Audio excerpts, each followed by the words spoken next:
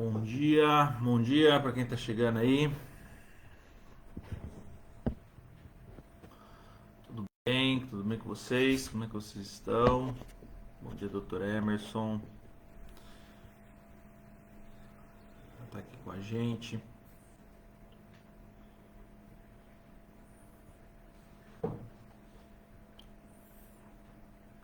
O áudio tá bom aí? Tá tudo certo aí?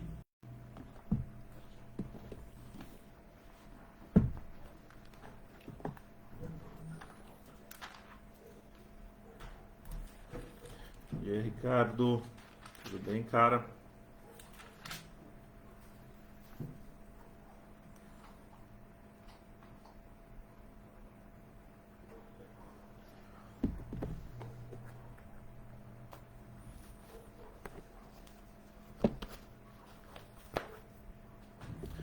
Já começamos, só esperando o pessoal aí chegando aí, a gente já dá início. Hoje a gente vai trabalhar com duas perguntas. Também vamos avançar um pouquinho mais em duas perguntas já, como a gente fez esses dias também. Deixa eu ver se é dessa vez que eu acho que tá precisando um pouquinho de claridade aqui. Isso.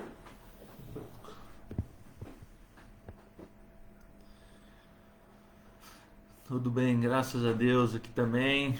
Bom que também com vocês.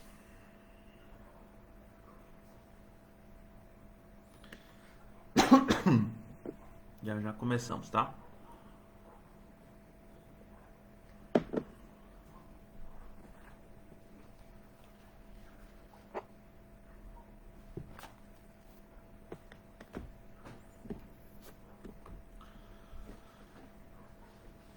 Como eu estava falando para vocês, né, a gente vai trabalhar duas perguntas aqui no Catecismo Nova Cidade, né, no livro que a gente está estudando.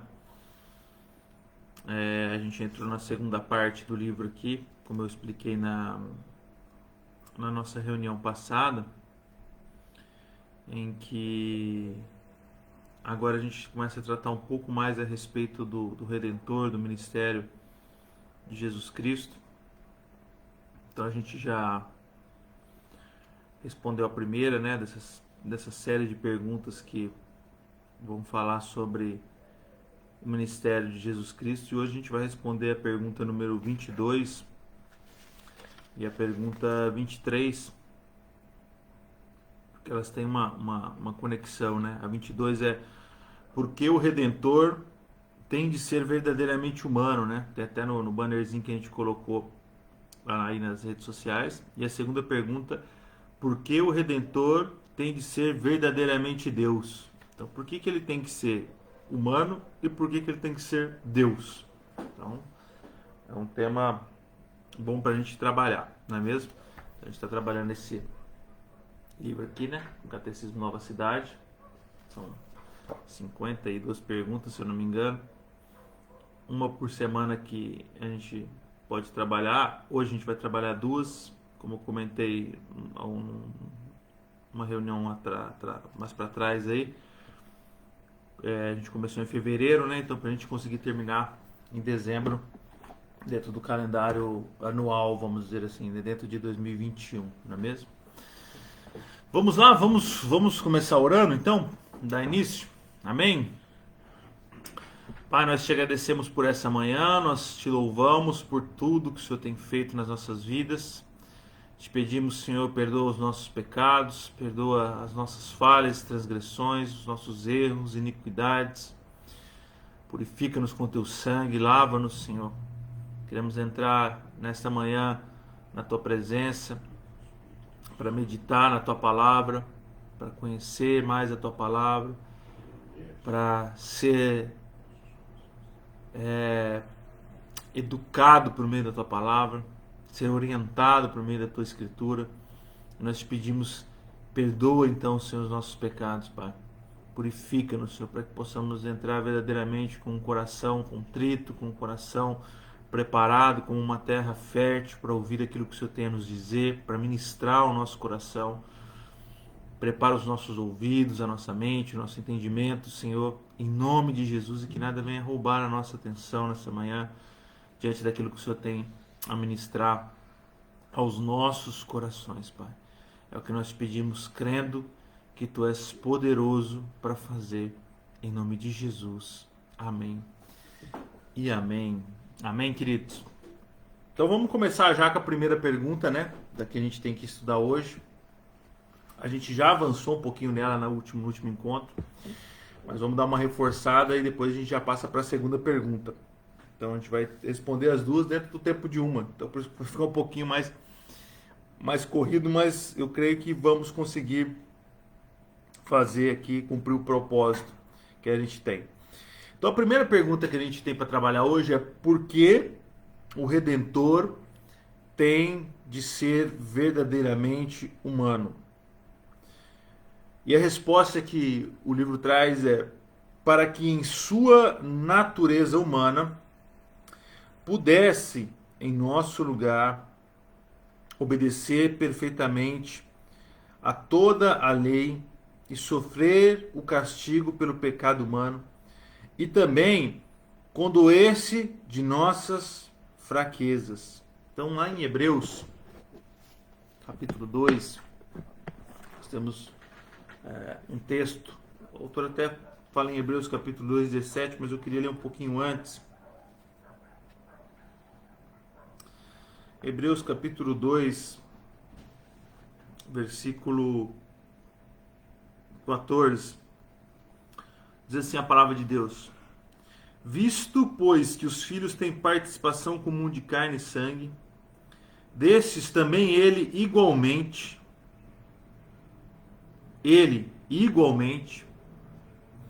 participou, para que sua morte destruísse aquele que tem o poder da morte, a saber, o diabo. Então está falando daquele que se fez igualmente como nós, para destruir o poder daquele que tem a morte, que ele está dizendo que é o diabo, e livrar-se, no versículo 15 agora, todos que pelo pavor da morte estavam sujeitos à escravidão por toda a vida. Lembra que João diz: ele não veio para condenar, porque nós já estávamos condenados à morte. Era isso que restava a nós. Mas aí Jesus vem nos livrar aqueles que tinham pavor da morte, aqueles que não tinham esperança, que não tinham saída, que não tinham para onde correr. E ele vai seguindo, versículo 16: pois ele evidentemente não socorre anjos. Olha o que ele está dizendo. O ministério da redenção não é para os anjos aqui. Nós sabemos que tem alguns anjos caídos, mas não é para eles. Mas socorre a descendência de Abraão.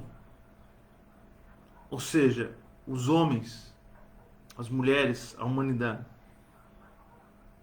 Por isso mesmo, convinha que em todas as coisas, agora no versículo 17, todas as coisas, se tornasse semelhante aos irmãos. Quem são os irmãos? Nós. Então nós estamos falando de um Redentor que se fez verdadeiramente humano. Ele está dizendo aqui que ele foi semelhante a nós, se tornou semelhante aos irmãos, ou seja, eu e você. Para quê? Por que ele fez isso?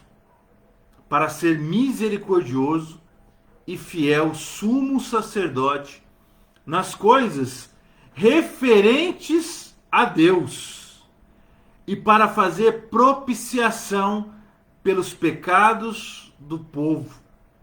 Versículo 18. Pois naquilo que ele mesmo sofreu, tendo sido tentado, é poderoso para socorrer os que são tentados. Pois naquilo que ele mesmo sofreu, nós falamos um pouco sobre isso no domingo passado, as tentações que Cristo sofreu, as dores, as dificuldades, as lutas, as enfim, tudo aquilo que você e eu sofremos nessa terra. Ele sofreu tudo isso num nível ainda mais elevado para se tornar perfeito, para que pudesse se fazer sumo sacerdote diante de Deus, aquele que entra na presença de Deus para clamar pelos pecados, pelos nossos pecados, para interceder por aqueles que pecam, para auxiliar. Ele diz aqui, socorrer, a palavra que o autor de Hebreus usa, socorrer os que são tentados. Porque por mais que tenhamos encontrado Jesus, por mais que o melhor Jesus tenha nos encontrado, né, nos resgatado, nos tenha regenerado, mudado a nossa vida, transformado a nossa história, nós seguimos sendo tentados. E o que a palavra nos garante em Hebreus capítulo 2, versículo 18, é que esse Redentor, que se fez humano, que entende agora todas as tentações que são possíveis e passíveis de serem aplicadas à humanidade, ele conhece e socorre aqueles que são seus, aqueles que necessitam, que precisam, que buscam, que clamam por esse auxílio divino. Em Hebreus capítulo 4, versículo 17, ou melhor, 15, ele vai dizer ainda, vamos passar por mais, pelo menos dois versículos aqui de Hebreus, o capítulo 4, se não me engano, capítulo 7 também, mas vamos no 4:15. Ele diz, porque não temos sumo sacerdote que não possa compadecer-se das nossas fraquezas. Olha o que ele vai dizer agora.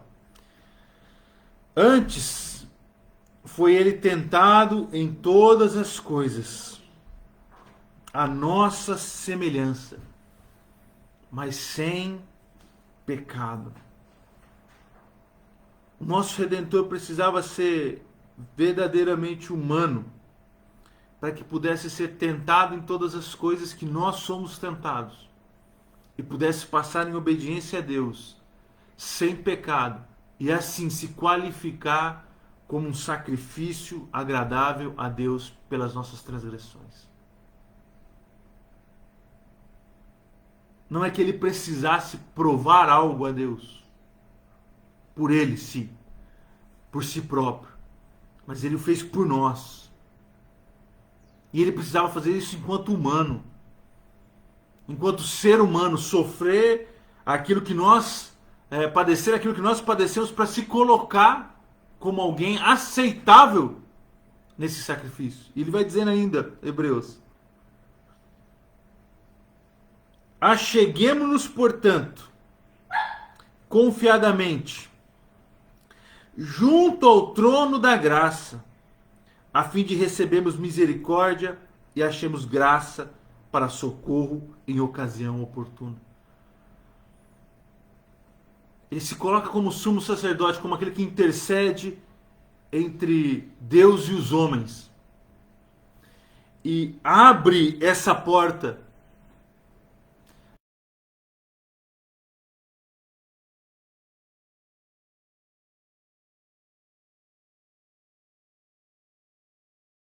trono de graça, confiantes, não em nossas obras, não nas nossas capacidades, não naquilo que eu consigo fazer ou não.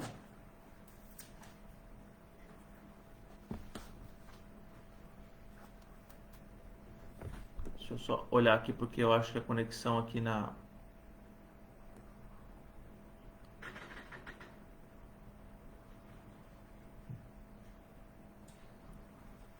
A conexão no Instagram caiu. Se eu jogar no 4G aqui, se melhora.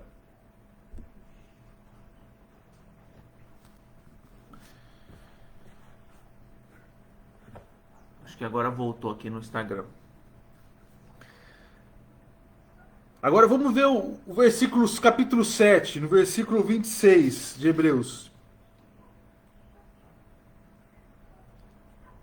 Olha o que diz a palavra. Com efeito, nos convinha um sumo sacerdote como este, santo, inculpável, sem mácula, separado dos pecadores e feito mais alto do que os céus, que não tem necessidade, como os sumos sacerdotes, de oferecer todos os dias sacrifício. Porque todos os dias o sumo sacerdote de Israel tinha que oferecer sacrifício pelos pecados daqueles que ali estavam. Mas ele vai dizendo, primeiro, por seus próprios pecados, que era o que o sumo sacerdote fazia. Depois, pelos do povo, porque fez isto uma vez por todas, quando assim se ofereceu. Quando Jesus se ofereceu por nós, ele satisfez toda a vontade ou todo o senso de justiça necessário que Deus tinha. E ele precisava fazer isso enquanto homem, passando pelas mesmas tentações, provas, lutas e dificuldades que nós passamos. E ele vai dizendo ainda, porque a lei constitui sumos sacerdotes a homens sujeitos à fraqueza, mas a palavra do juramento, que foi posterior à lei, constitui o Filho perfeito para sempre. Ele não só foi verdadeiramente humano, mas ele restabeleceu aquilo que era, ou a forma que verdadeiramente os seres humanos foram criados. Em obediência a Deus. Sem pecado, sem máculas, sem transgressão, sem a inimizade com Deus gerada por causa da transgressão, do pecado, da desobediência. A obediência de Cristo, a forma como Cristo viveu enquanto ser humano, restabelece a humanidade ao seu senso, ou a forma da sua criação, como ela foi criada, sem pecado, sem erros, sem falhas, sem a queda, sem a transgressão em si. Quando a gente vai ler aqui, vamos caminhar aqui na leitura do livro também um pouco, para pegar um pouco do apoio de outros teólogos, né, para entender um pouco essa questão. O Tabit Anybai-Wiley aqui, ele não consigo falar o nome dele, N-Abi-Wiley, acho que é assim que fala o sobrenome dele. Ele diz o seguinte: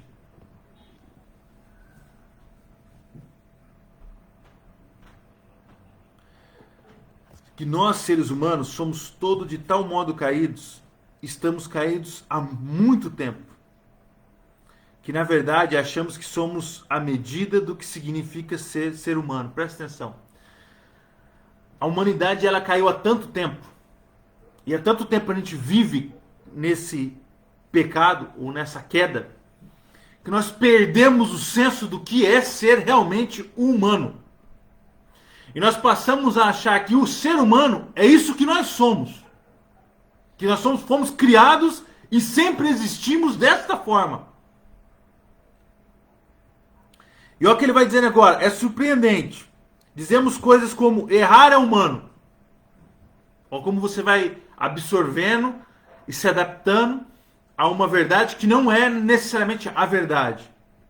Sem pensar, começamos a definir a humanidade em termos desse erro, dessa condição caída, quebrada, incompleta. Ou seja, nós justificamos a nossa humanidade com base nos nossos erros e equívocos, nas nossas quedas e na nossa inconsistência, nas nossas falhas. Ele vai dizendo ainda: mas se definirmos a humanidade dessa forma, o que dizer em relação a Jesus? Aí entra a contradição. Porque se o ser humano é isso, esse ser, ou ele foi criado assim, e a essência dele é essa, pecaminosa, caída, Jesus Cristo é o que então?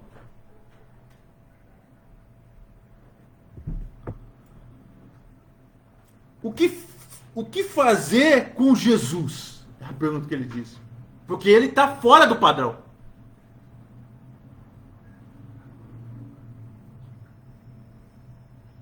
Porque ele não tem pecado. porque ele não erra.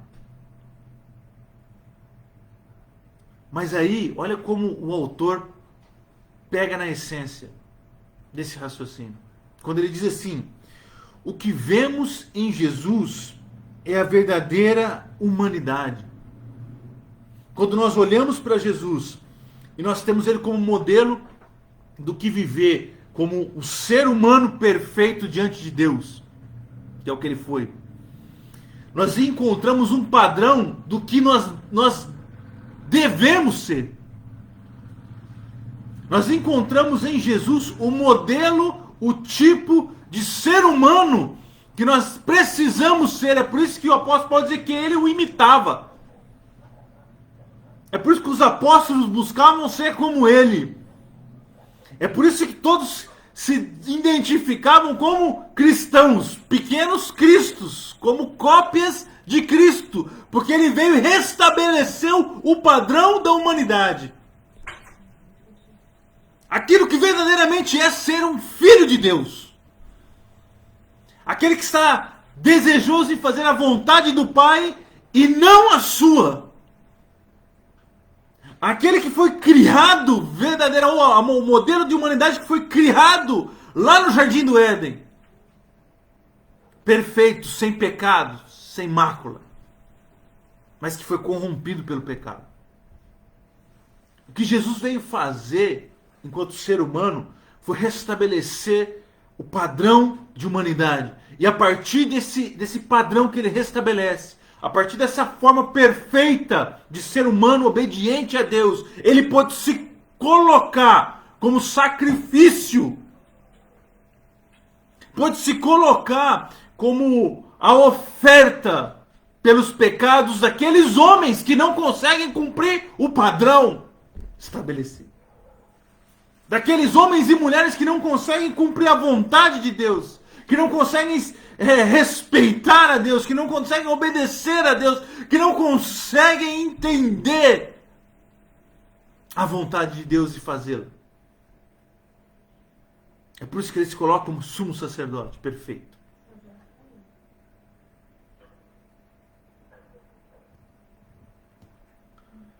O que Cristo faz em sua humanidade é nada menos que surpreendente. Em sua humanidade, ele oferece a Deus tudo que nós devemos a Deus. Em sua humanidade, em sua perfeita obediência aos mandamentos de Deus, ele oferece a Deus a obediência que nós recusamos dar. E mais, não conseguimos dar. Devido à nossa natureza caída e pecaminosa.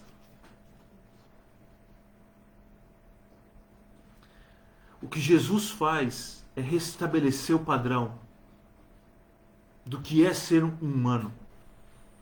Por muito tempo, e por causa da queda, que é antiga, como nós acabamos de falar, nós, enquanto seres humanos, perdemos o senso do que verdadeiramente é. E começamos a achar que ser humano é isso que nós somos. Mas o que nós somos é uma criatura caída.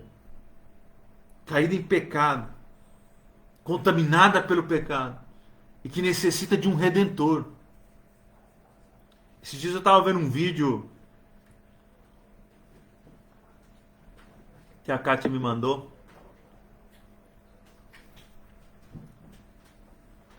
Em que tinha um pastor, coach, alguma coisa assim, que mora nos Estados Unidos, mas é brasileiro, dando um exemplo da bondade de Deus, ou de que Deus é, ou a forma que Deus age.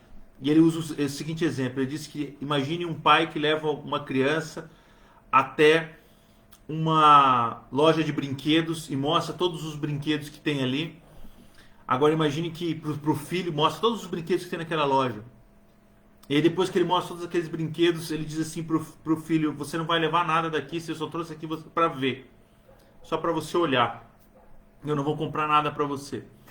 E ele diz assim que isso seria uma coisa muito cruel de se fazer. E ele diz assim que Deus não é assim que Deus age. que Deus, como Pai, tudo aquilo que Ele nos mostra, Ele nos dá. Então aquilo que Ele nos coloca diante dos nossos olhos é para que nós possamos ter, para que seja nosso. Essa é uma visão muito preocupante do Evangelho e do cristianismo. Porque se você ler, você não precisa ler muito da Bíblia. Se você ler talvez 2, 3 versículos, os 2, 3 primeiros versículos, que nós vamos falar da criação, do mundo, de todas as coisas. E depois nós vamos ter a queda da humanidade, a queda de Adão e Eva. Você vai ver que uma das coisas que Deus mostrou para o homem foi a árvore do conhecimento do bem e do mal, a qual Ele disse: desta daqui você não deve comer. E foi exatamente desta que eles comeram.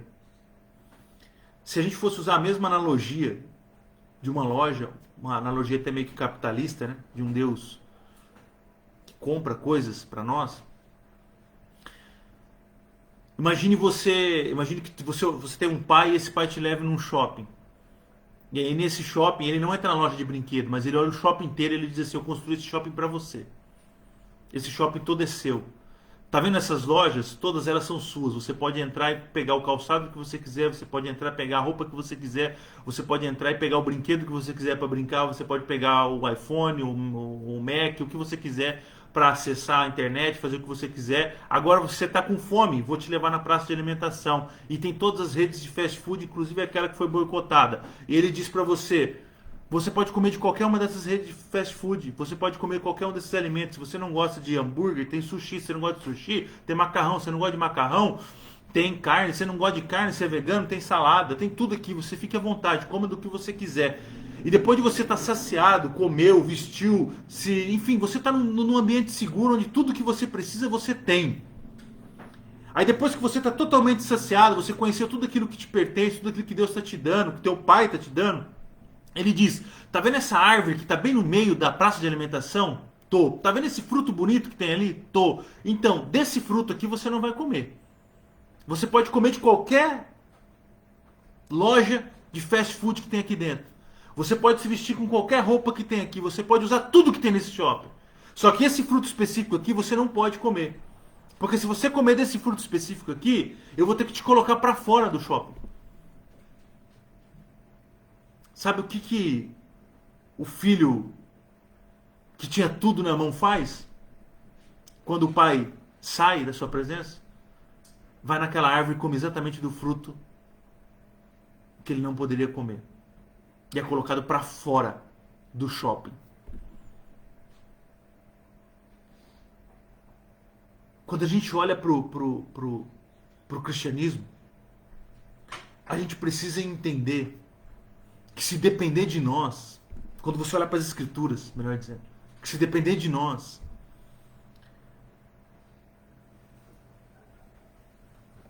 nós nunca vamos obedecer a Deus. É por isso que nós precisamos de Cristo agindo na nossa vida. Esse mesmo pai que teve que colocar para fora o filho do shopping, é o mesmo pai que envia depois o Filho, Jesus Cristo, para ir buscar o filho que está lá fora e trazer de novo. O que a gente precisa, e aí talvez esteja a grande confusão nos dias de hoje em relação à fé cristã. O que a gente precisa não é de um Deus com cartão de crédito ilimitado.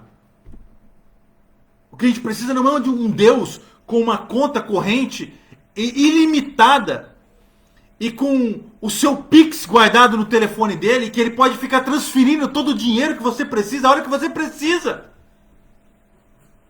O que a gente precisa é de um Redentor. O que resolve o nosso problema não é um brinquedo, não é uma loja de brinquedo, não é um shopping com todas as coisas que você deseja, não é carro, não é riqueza, não é fortuna, não é nada disso que resolve o nosso problema. O que resolve o nosso problema é Cristo. E o custo desse problema foi a sua vida.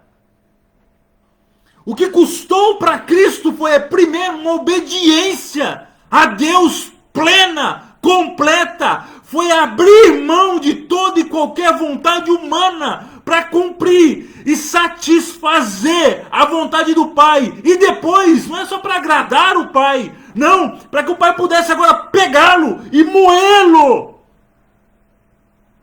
esmagá-lo pelos nossos pecados. A única coisa que nós não precisamos é de um Deus com cartão de crédito ilimitado. Não é esse tipo de cristianismo, não é isso que a Escritura nos mostra.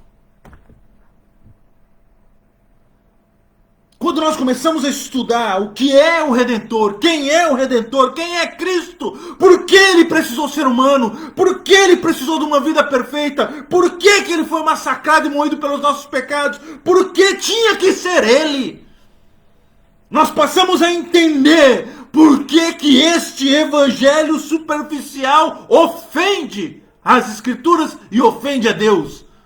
Resumir a Deus a um pai que dá brinquedos para satisfazer os seus filhos é brincar com o pecado,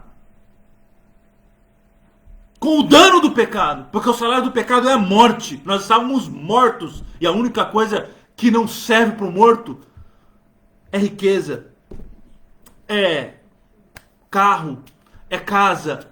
Porque se você pensar assim, quantas pessoas não estão nesse momento, ou pessoas que existiram e tiveram fortunas, estão lá, enterradas. E o que elas fazem com isso? Absolutamente nada. Assim era espiritualmente a nossa situação. Nós precisamos de um Redentor que teve que satisfazer a vontade do Pai, para que agora nele, e somente nele, e por meio único, exclusivamente dele, possamos nos achegar ao trono de graça. Ele é a porta, ele é o caminho, ele é a verdade. Não tem segredo, não tem estratégia, não tem nada disso. Só tem ele. É tudo sobre ele. As Escrituras falam dele. Porque se fosse falar sobre nós, eu já disse, se isso falasse sobre nós, não teríamos boas novas. Teremos bad news, notícias ruins. Mas como fala dele, e daquilo que ele viveu, e de como ele viveu, e de como ele nos resgatou, e de como ele satisfez a vontade do Pai, e de como ele venceu a morte, e de como ele triunfou sobre o pecado, e então agora nós temos uma boa nova. Agora nós temos esperança. Agora nós temos vida. Agora nós temos para onde correr. Agora nós temos uma notícia boa que satisfaz e alegra o nosso coração e nos enche de esperança. Agora sim, a razão de vida. Agora sim, existe um Redentor. É por isso que quando eu tenho noção de quem é o meu Redentor, do que Cristo fez por mim, o sentido do Evangelho muda.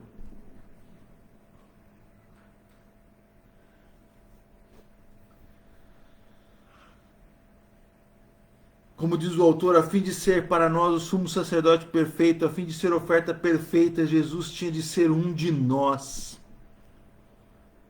Ele teve de tomar sobre si nossa natureza. E ele vai dizer, e nela demonstrar o que é a humanidade. Porque nós perdemos o senso. O que ela foi criada para ser. O que eu e você fomos criados para ser. Não gananciosos. Não insaciáveis.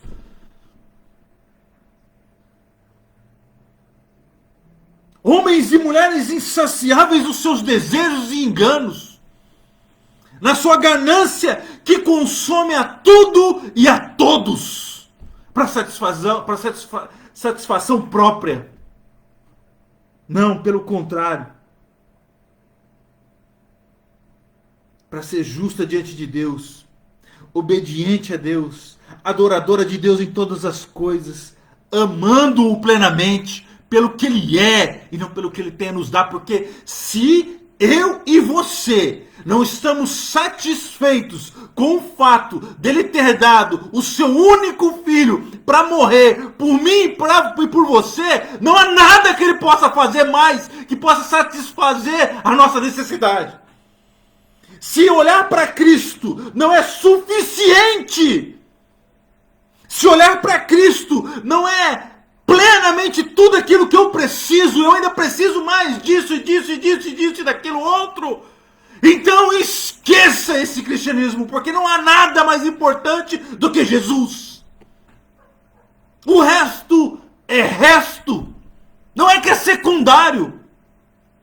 Não é que tem a sua importância. É tudo resto. Ontem nós estávamos conversando aqui, eu, meu pai, mais um pastor, e nós estávamos falando sobre isso, e a Maria Vitória também estava junto. Quando nós encontramos a Cristo, nós não temos nem como dizer assim que nós perdemos outras coisas, não, porque o senso da palavra perder, do verbo perder, ele perde a noção. Porque nós ganhamos tudo, como o apóstolo Paulo diz, em Cristo. Não há nada que se compare a Ele. Você não tem como fazer um ranking. Primeiro Cristo, depois isso, depois... Não há nada. É como algumas pessoas, vou pegar um exemplo bem juro, mas como algumas pessoas, quando vão falar quem que é o maior jogador de futebol do mundo, eles começam a fazer e você fala assim, coloca o Messi primeiro, o Neymar segundo, enfim, cada um coloca quem quer. Nos dias de hoje, vamos dizer assim, mas pensando na história do futebol. E algumas pessoas falam, mas e o Pelé? Aí você fala, não, o Pelé não, o Pelé tá fora.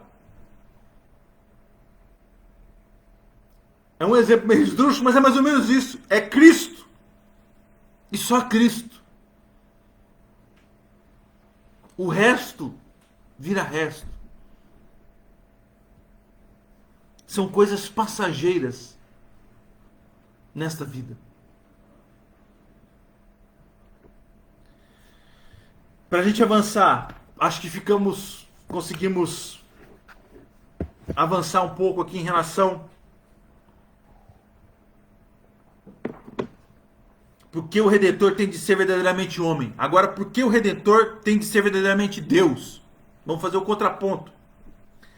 A resposta que traz é a seguinte: porque em virtude de sua natureza divina, sua obediência e seu sofrimento seriam perfeitos e eficazes, e ele seria capaz de suportar a justa ira de Deus contra o pecado, embora vencendo a morte.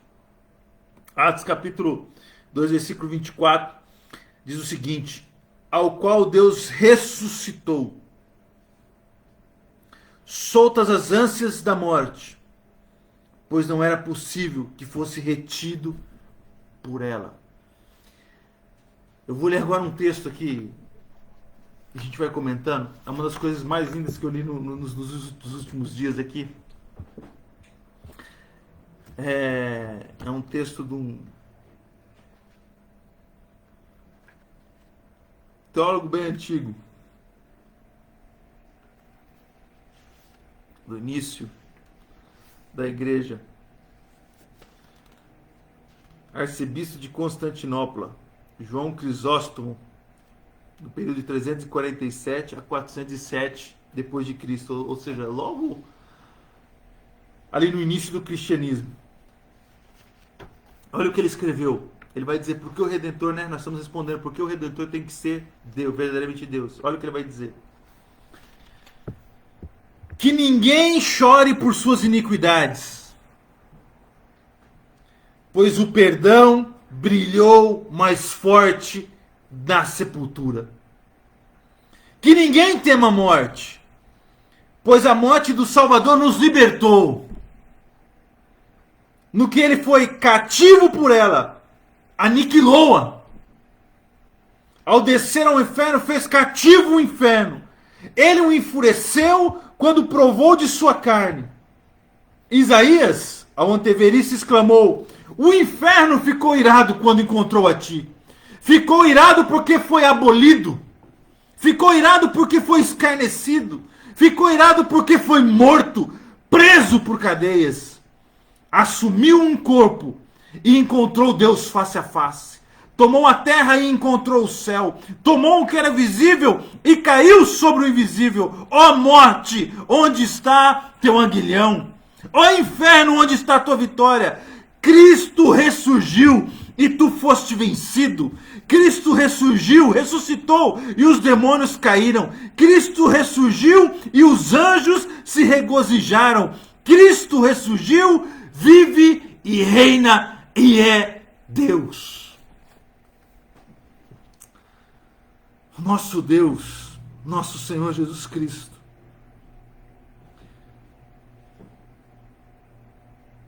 venceu a morte para nos dar a vida.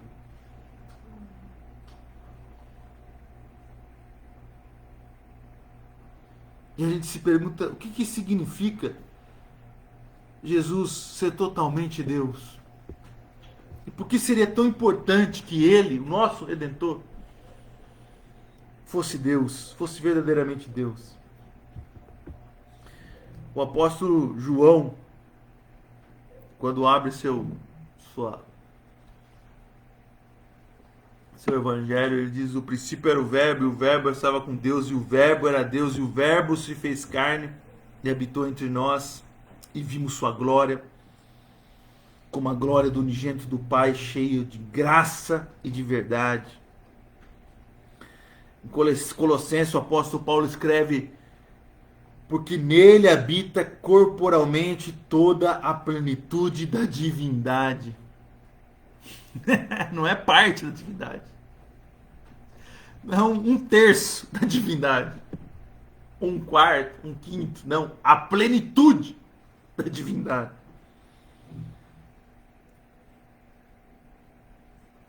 Por muitas vezes Jesus disse que era um só. Ele e o Pai eram um só.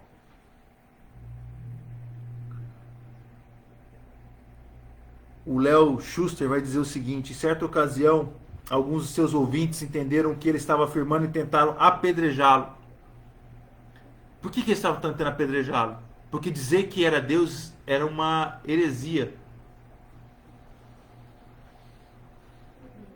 Mas é interessante, porque na verdade eles estavam entendendo o que Jesus estava dizendo.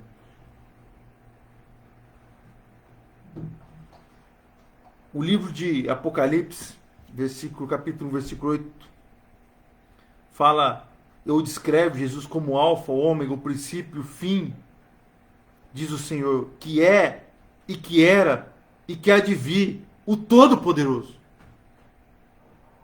Mais uma vez, essa expressão Todo-Poderoso, ela é extremamente importante, porque ela concentra todo o poder. Não é parte do poder também, divino, mas é toda a plenitude, como Colossenses diz. Então, na verdade, ele não era mero homem apenas, mas era verdadeiramente Deus. Mas por que isso era importante?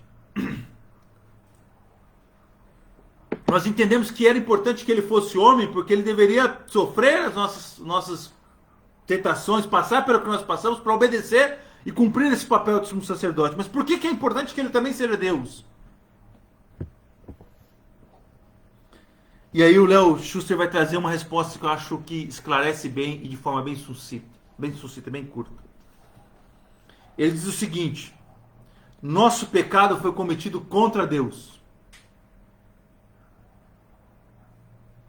Eu não pequei contra o meu irmão, A, B ou C. Contra Deus.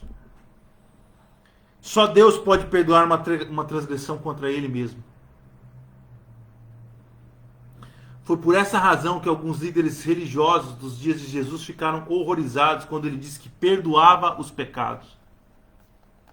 Porque eles diziam, só Deus pode perdoar pecado. Quem é você para perdoar pecado? Eles compreenderam as implicações do que ele dizia. Por mais que estivessem revoltados com Cristo, pelo menos eles entenderam o que Cristo estava dizendo. Como que um mero homem, era o que passava na cabeça deles, poderia perdoar os pecados que cometemos contra Deus? Era esse questionamento que eles faziam. Quando Jesus dizia para eles, quando Jesus disse para o paralítico lá, seus pecados estão perdoados, vai embora. E os caras falaram, mas quem que é você? Daí ele falou, então é mais fácil, então levanta e anda. Se é difícil para vocês eu dizer isso, então levanta e anda. E eles começaram a questionar, porque quem que você pensa que é para perdoar pecados? E isso já revela a essência de quem Jesus é. Que ele também era Deus. Um homem não pode perdoar os pecados que nós cometemos contra Deus. Mas Deus pode. Então, para responder por fim essa pergunta, Jesus tinha de ser plenamente humano para ser nosso substituto. Primeira pergunta que a gente fez hoje. Mas precisava ser plenamente Deus, para que sua obediência e seu sofrimento fossem perfeitos, para que a justiça de Deus seja completa e eternamente satisfeita.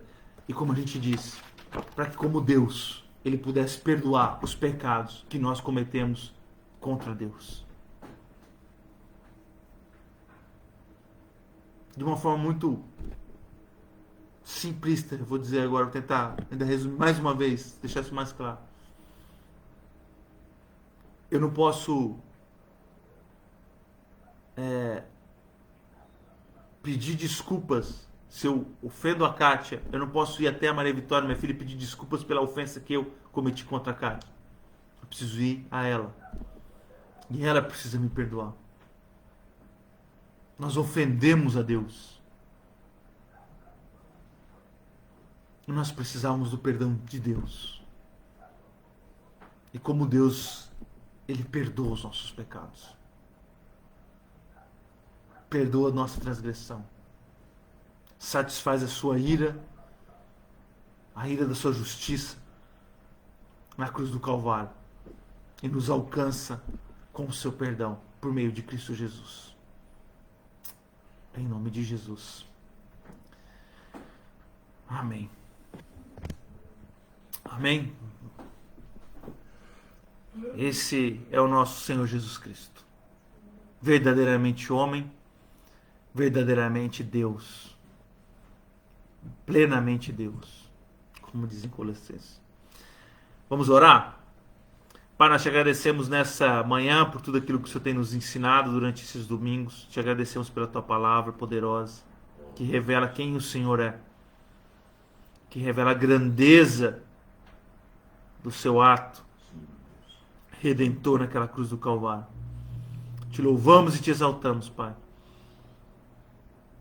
porque sem o Senhor Jesus Cristo nós não somos nada. Que agora nós temos a esperança em Ti. Depositamos a nossa fé no Senhor. Cremos no Teu ato de redenção naquela cruz do Calvário. Te louvamos por isso, porque Tu és poderoso, maravilhoso, porque Tu és Deus. Tu és o nosso Senhor Jesus Cristo. Perdoa, Senhor, os nossos pecados, perdoa as nossas transgressões, perdoa as vezes que nós tratamos o Teu Evangelho de forma tão desrespeitosa e superficial. Perdoa-nos, Senhor, por todas as nossas falhas. Que a Tua palavra possa penetrar no nosso coração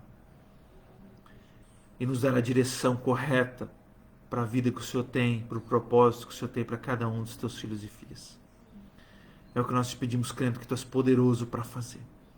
Abençoa a vida de cada um dos Teus filhos e filhas que nos acompanham nessa manhã. Que a Tua presença seja real e verdadeira na vida deles. Em nome de Jesus. Amém e amém. Deus abençoe, queridos. Tenham um ótimo domingo. Aproveitem a família de vocês, né? Descansem nesse dia que o Senhor nos deu, para a honra e glória do nome dele. Deus te abençoe. Tchau, tchau. Fique com Deus. Quarta-feira nós estamos de volta. Estamos falando sobre discipulado. Estamos quase encerrando já essa série. E depois, domingo, a gente está de volta para falar mais uma vez, mais um pouco sobre o nosso Redentor Jesus Cristo. Beijão no coração. Tchau, tchau.